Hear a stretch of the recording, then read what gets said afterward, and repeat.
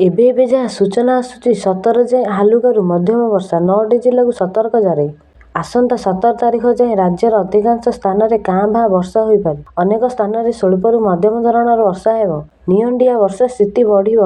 ବରିଷ୍ଠ ପାଣିପାଗ ବିଶେଷଜ୍ଞ ପ୍ରଫେସର ସୁରେନ୍ଦ୍ରନାଥ ପଶୁପାଳକ ଏହି ପୂର୍ବାନୁମାନ କରିଛନ୍ତି। ଆସନ୍ତା 4 ଦିନ ପର୍ଯ୍ୟନ୍ତ ରାଜ୍ୟରେ ପ୍ରବଳ ବର୍ଷା ସମ୍ଭାବନା ରହିଛି। ଉତ୍ତର ଆଭ୍ୟନ୍ତରୀଣ ଓଡ଼ିଶା ସମେତ ଦକ୍ଷିଣ ଓଡ଼ିଶାରେ ପ୍ରବଳ ବର୍ଷା ନେଇ ପୂର୍ବାନୁମାନ କରିଛି ଆଞ୍ଚଳିକ ପାଣିପାଗ କେନ୍ଦ୍ର। ଆଜି ଘଡ଼ଘଡ଼ି ବିଜୁଳି ସହ ବର୍ଷା ପାଇଁ 9ଟି ଜିଲ୍ଲାକୁ ସତର୍କ ଜାରି ହୋଇଛି। ବାଲେଶ୍ୱର, ଭଦ୍ରକ, ମୟୂରଭଞ୍ଜ, କେନ୍ଦୁଝର, ସୁନ୍ଦରଗଡ଼, ଯାଜପୁର, କେନ୍ଦ୍ରାପଡ଼ା, ଝାରସୁଗୁଡ଼ା ଏବଂ ସମ୍ବଲପୁରକୁ ୟେଲୋ ଆଲର୍ଟ ଜାରି କରାଯାଇଛି। ଆସନ୍ତା 19 ତାରିଖ ଯାଏଁ ଏହା ପଶ୍ଚିମବଙ୍ଗ ଓ ସଂଲଗ୍ନ ଝାଡ଼ଖଣ୍ଡ ଉପରେ ରହିପାରେ।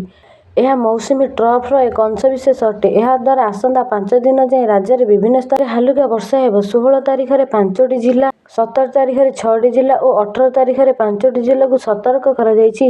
ବର୍ତ୍ତମାନ ରାଜ୍ୟରେ ମୌସୁମୀ ନିମ୍ନଚାପରେଖା ସକ୍ରିୟ ରହିଥିବା ବେଳେ ଉତ୍ତର ପୂର୍ବ ମଧ୍ୟପ୍ରଦେଶ ଓ ଉତ୍ତର ପୂର୍ବ ରାଜସ୍ଥାନ ଦେଇ ବାଂଲାଦେଶ ମଧ୍ୟରେ ଏହା ଘୂର୍ଣ୍ଣିବଳୟ ସକ୍ରିୟ ରହିଛି। ଏହା ସହ ଝାଡ଼ଖଣ୍ଡ ଓ ଏହାର ଆଖପାଖରେ ଆଉ ଏକ ଘୂର୍ଣ୍ଣିବଳୟ ସୃଷ୍ଟି ହୋଇଛି।